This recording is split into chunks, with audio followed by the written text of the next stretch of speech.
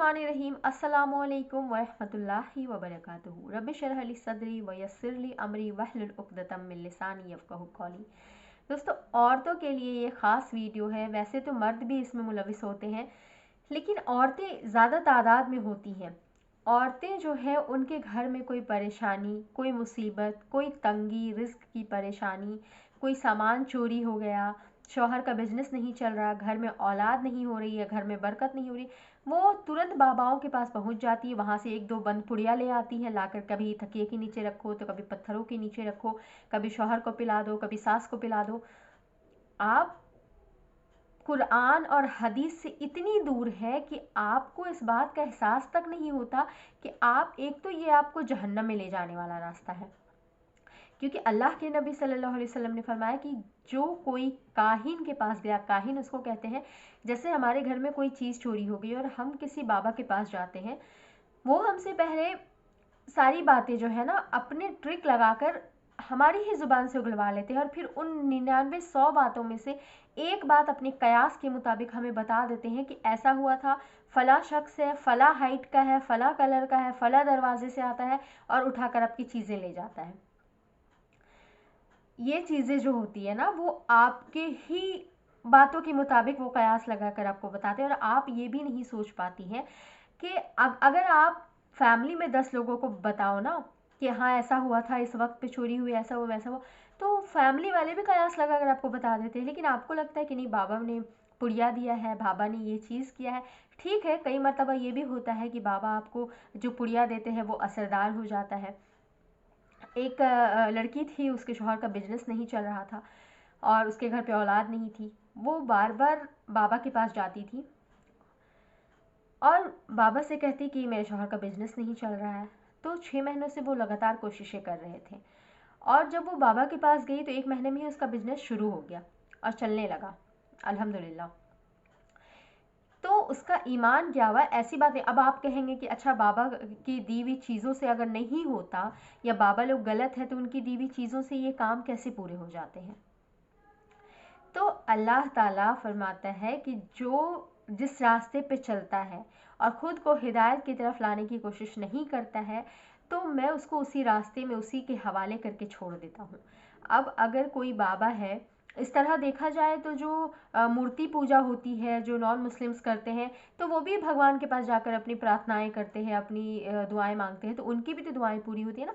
आप वो भी जाकर कर लें। बाबा जो है आपको पुड़िया देते हैं, ठीक है, वो चीज़ें अगर आपकी काम कर जाती है तो अल्लाह की इज़्न से, अल्लाह की मर्ज़ी से होती है और अल्लाह ताला ऐसा चाहता नहीं है। लेकिन अल्लाह ताला इसलिए आपके वो काम करवा देता है ताकि आप अल्लाह पे भरोसा छोड़कर जो उस बाबा पे भरोसा करने गई थी ना, तो आपका भरोसा उसी के ऊपर टिका रह जाए। ये कितना बड़ा शिर्क है आपको पता है। बाज़ लोग तो इतने ज़्यादा इस चीज़ में मुलविस है, कहीं मुर्गे काटे जा रहे हैं, कहीं अंडे काटे जा रहे हैं, अस्तगफिरुल्लाह। ये सब चीज़ें अल्लाह ताला ने जहन्नम में ले जाने वाली चीज़ों का जिक्र किया है और आप उन्हीं चीज़ों के पीछे पड़ी हुई सिर्फ़ और सिर्फ दुनिया के लिए, क्योंकि आपको आखिरत की कोई फ़िक्र ही नहीं है। आपको लग रहा है बस दुनिया में माल चाहिए, औलाद चाहिए, रिस्क चाहिए, घर बंगला गाड़ी चाहिए, लोगों से, रिश्तेदारों से बात बनती नहीं है, वो अच्छा हो जाए।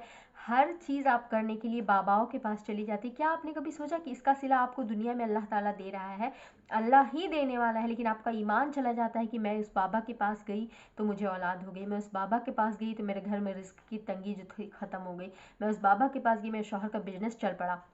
अल्लाह ताला आपके ईमान को उस चीज़ में डाल देता है और फिर आपका ईमान अल्लाह ताला की तरफ से हटकर बाबा की तरफ हो जाता है। तो जब आपका ईमान अल्लाह पे होगा ही नहीं, आप जन्नत में कैसे जाएंगी। आपको सिर्फ दुनिया की पड़ी हुई है, आप सिर्फ दुनिया की फ़िक्र कर रही हैं। आप कभी नहीं सोचती। अल्लाह के नबी सल्लल्लाहु अलैहि वसल्लम ने काहिनों के पास जाने से मना किया, उसकी 40 दिन की नमाज़ें कबूल नहीं होती है। जो उसकी बातों पे यकीन करता है ना कि चोरी आपके घर से ये फला शख्स किया है या फिर ये आकर किया है, ऐसा था वैसा था, उन बातों पे अगर आपने यकीन कर लिया ना, आपकी 40 दिन की नमाज़ें कबूल नहीं होगी। इसलिए अल्लाह के नबी सल्लल्लाहु अलैहि वसल्लम ने सख्त मना फरमाया है कि काहिनों के पास, बाबाओं के पास मत जाया करो। अल्लाह ने आपके लिए कुरान नहीं उतारा है, अल्लाह ने आपके लिए नमाज़ें नहीं उतारी है। जब अल्लाह आपके घर से बैठकर नमाज और सजदे के दौरान आपकी बातें सुन रहा है, आपके हर चीज़ को अल्लाह ताला सुनता और जानता है। नमाज से अल्लाह ने मदद मांगने को कहा है, तो नमाज के ज़रिए आप अल्लाह से मदद मांगे। आपको क्या ज़रूरी है, घर में खाने के लाले पड़े हुए, घर में रिस्क की तंगी चल रही है, लेकिन बाबाओं के पास 1000-2000 देने के लिए आपके पैसे कहीं से भी आ जाते हैं। क्या वो बाबा जब आपको इतनी चीज़ें बता सकता है, वो आपको ये नहीं बता सकता कि आपके पास तो अभी पर्स में पैसे नहीं पड़े हैं, या आपने इस चीज़ को कर्ज के तौर पे लेकर आए हैं आप। उसे इस बात का इल्म नहीं होता, उसके अंदर इंसानियत नहीं होती कि वो इस पैसे को ना ले छोड़ दे। नहीं, जो सच्चा आलिम होता है ना, जो आपको दुआएं बताता है, आपको कुरान और हदीस से चीज़ें बताता है जिससे आपकी मुश्किलें दूर होती है, वो आपसे पैसे नहीं लेता। आप अपने दिमाग को खोलने की कोशिश करें, अपने घर को बर्बाद और ज़ाया मत करें, अपनी दुनिया और आखिरत को बर्बाद मत करें, अपने आखिरत की भी फ़िक्र करें। ऐसे काम को अपनाएं जिससे आपकी दुनिया की मुश्किलें भी दूर हो जाए और आखिरत का भी रास्ता आसान हो जाए। ऐसी चीज़ें मत अपनाएं जो आपकी दुनिया की चीज़ें तो आपको बज़ाहिर अच्छी लगने लगे, लेकिन आपकी आखिरत उससे बर्बाद हो जाए। अल्लाह ताला हम सब को इन चीज़ों से महफूज रखने की तौफीक अता फ़रमाए। ऐसी ही वीडियोस को ऐसे ही वीडियोस के लिए मेरे चैनल को लाइक, शेयर एंड सब्सक्राइब ज़रूर कीजिएगा। मिलती है नेक्स्ट वीडियो में। अस्सलामु अलैकुम वरहमतुल्लाहि वबरकातुहू।